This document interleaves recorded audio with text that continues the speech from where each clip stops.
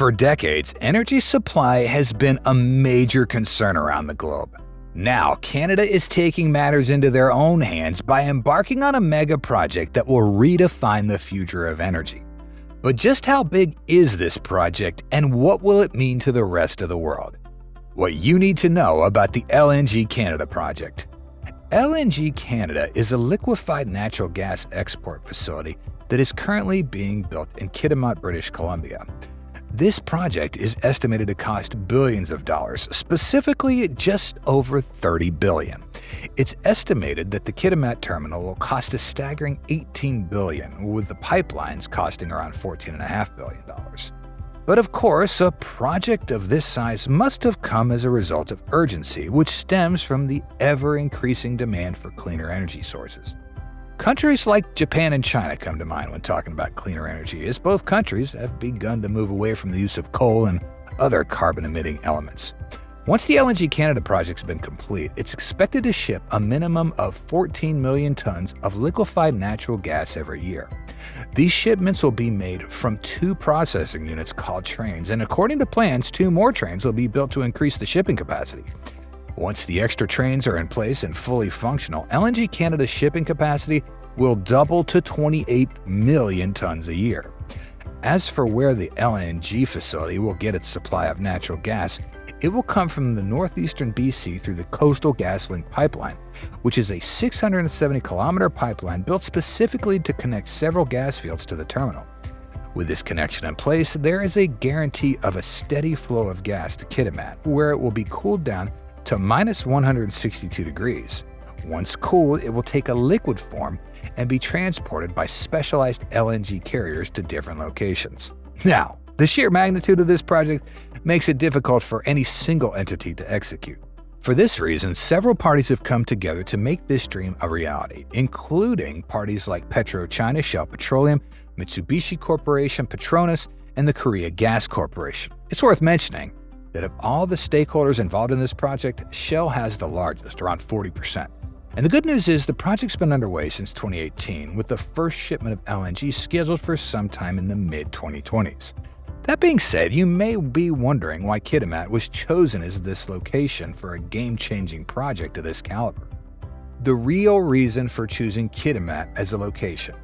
One of the major reasons why Kitimat was chosen as the location for the LNG Canada project is its deep-water port linked to the Pacific Ocean. Having the LNG facility located in this area means that transporting the product to Asian markets will be relatively easy. Another reason why Kitimat was chosen as a location is because it's situated very close to several hydroelectric facilities. These facilities will be crucial to the success of the project, as they're expected to supply power to the plant. To add to that, the hydroelectric facilities in place mean that there will be very low carbon emissions, unlike traditional LNG facilities being powered by fossil fuels.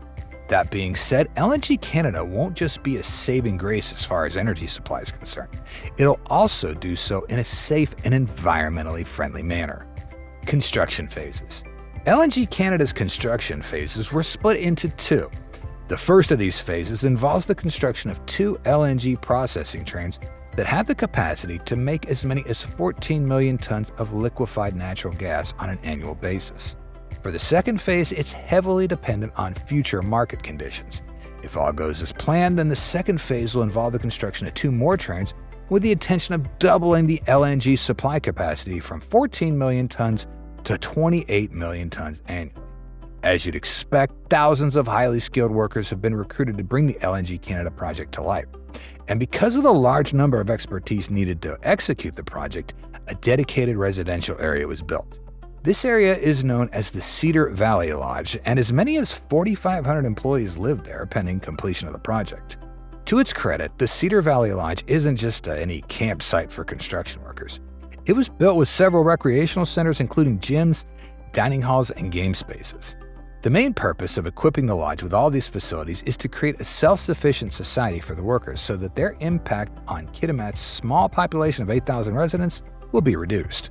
Now, one of the most crucial aspects of the construction phase is the modular approach, which involves the off-site construction of large LNG modules of about 50 meters in height, 70 meters in length, and 35 meters in width.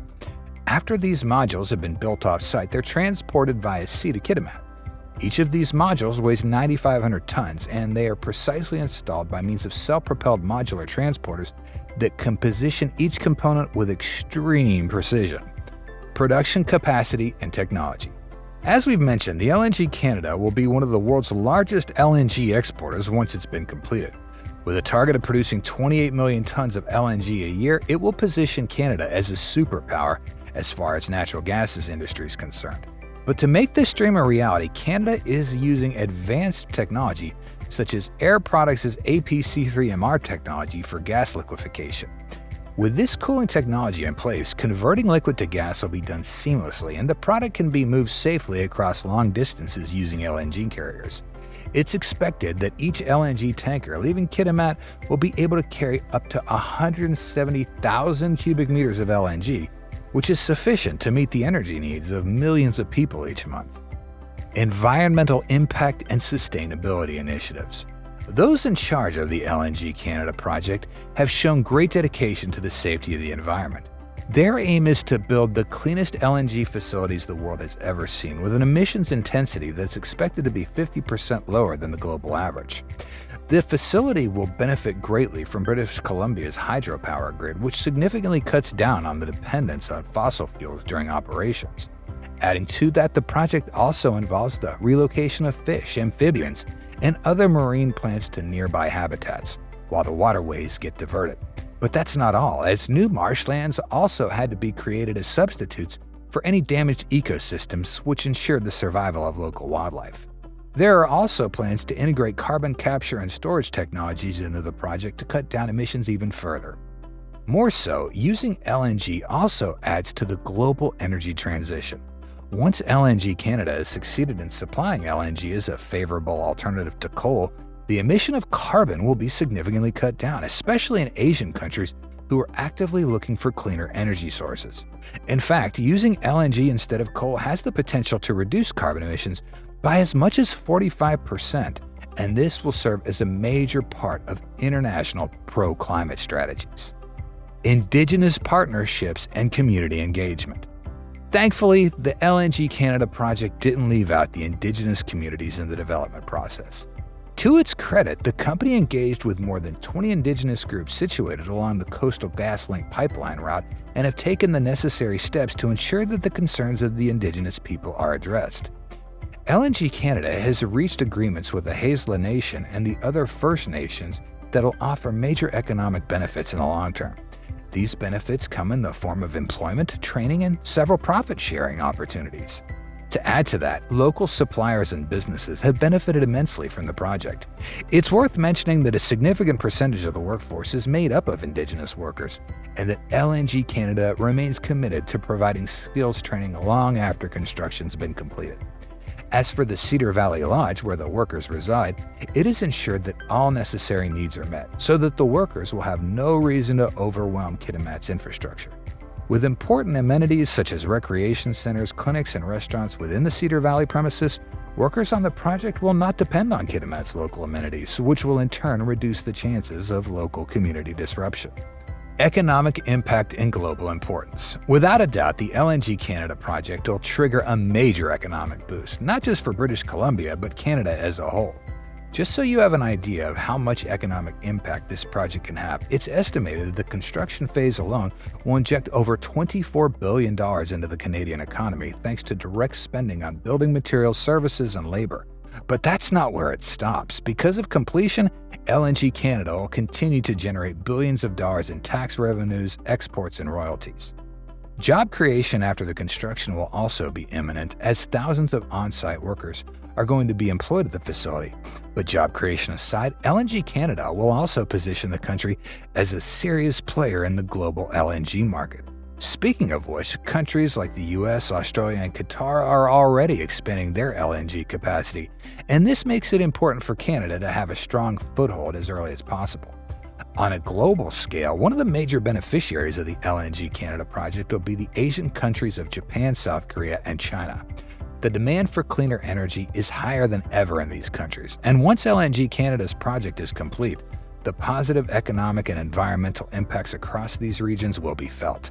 Let's not forget that the project's success will also attract a lot of foreign investments in Canadian LNG, And if in the future the world shifts towards natural gas, Canada will be well positioned as a major supplier.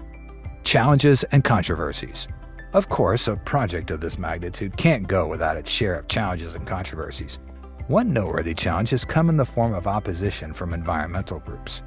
These groups have criticized the project for its continued use of fossil fuels despite LNG's lower emissions when compared to traditional coal. There have also been squabbles over Indigenous land rights as some factions of the local communities are against the Coastal GasLink pipeline. But perhaps the biggest challenge the project will face is in the global market, as the profitability of LNG Canada is heavily dependent on global LNG prices. If there is low demand for LNG, then the company's revenue will suffer. Then there's also competition from the US, Qatar, and Australia to think about. If these three countries produce LNG at a higher capacity than Canada and their products are more favorable, then the company's profits can also suffer. Notwithstanding, the LNG Canada project can potentially lead the way for what energy supply and consumption will look like in the future. Set to be completed sometime in the mid-2020s, we can only wait and see exactly how much of an impact it will have on Canada and the world in general. Now, hit the comments below and tell us what you think of the LNG Canada project. We're committed to releasing 2 videos a week. Like, share, subscribe, and hit the bell icon for more visionary builds.